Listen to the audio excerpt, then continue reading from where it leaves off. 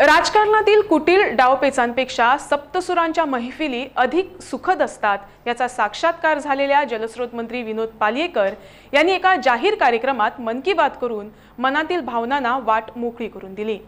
गायन क्षेत्रात नावलौकिक मिळवलेल्या मंत्री पालयेकर यांनी वर्षभरात राजरंग अनुभवल्यानंतर जास्त काळ राजकारणात टिकेन याची शाश्वती नसल्याचं त्यांनी यावेळी नम्रपणे सांगितलं। सप्तसुरांच्या मैफिलीमध्ये रंगलेल्या पालयेकर यांना राजकारणात उतरल्यानंतर कुटील डावपेचांचा कटू अनुभव आला। आपल्या अंतःकरणातील हे विचार त्यांनी एका जाहीर कार्यक्रमात व्यक्त केले। केवळ भावाच्या विनंतीवरून निवडणूक लढवली, पण यापुढे मी राजकारणात अधिक काळ राहीन असं वाटत नाही, असं त्यांनी नम्रपणे सांगितलं। मी तर एक गायक,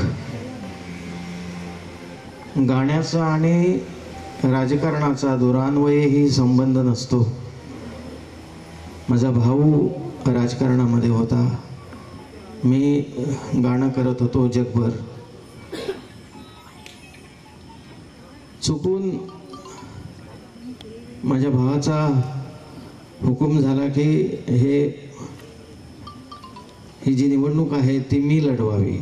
मी केवळ त्यांचा प्रतिनिधी म्हणून आहे, खरं म्हणजे या अधिकारासाठी तेच पात्र आहेत आणि मला नाही वाटत की मी जास्त दिवस राजकारणामध्ये टिकेन असं।